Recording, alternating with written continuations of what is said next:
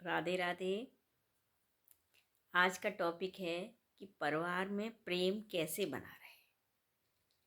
परिवार में प्रेम इसी प्रकार बना रह सकता है कि हम छोटी छोटी बातों पर विवाद ना करें और आपसी तालमेल बना के रखें। इसी प्रेम को कैसे बना रख सकते हैं, एक कहानी के माध्यम से सुनाना चाहूँगी कि एक परिवार में दो भाई रहते थे। दोनों भाई आपस में बहुत प्रेम से रहते थे। उन लोगों के बीच आपस में कोई झगड़ा नहीं होता था। धीरे धीरे वह बड़े होने लगे और उनकी शादी हो गई। शादी के बाद दोनों की पत्नियां आपस में लड़ाई झगड़े करने लगी। दोनों के झगड़े इतने बड़े हो गए कि उनके माता पिता उनके झगड़ों को देखकर बीमार रहने लगे और धीरे धीरे बीमारी से वह इतने कमज़ोर हो गए कि वह मृत्यु को प्राप्त हो गए।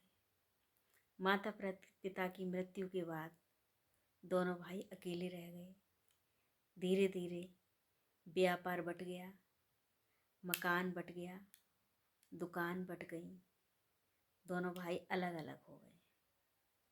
अलग होने के बाद न आपस में कोई बात करते थे। दोनों भाइयों की दुकानें पास पास थीं। दोनों भाई दुकान खोलने जाते थे लेकिन आपस में बोलते नहीं थे। समय बीतता चला गया, बड़े हो गए बच्चे दोनों के। छोटे भाई की बेटी की शादी थी। उसकी पत्नी ने कहा कि तुम्हें अपने भाई को बुलाना चाहिए। छोटा भाई बड़े भाई के यहाँ गया और बड़े भाई को न्योता दिया। बड़े भाई ने आने से इनकार कर दिया। छोटा भाई घर आया, उसे पता चला कि बड़ा भाई मेरे एक संत के पास प्रवचन सुनने के लिए जाता है। वह उसी संत के पास पहुंच गया और संत को सारी बात बताई।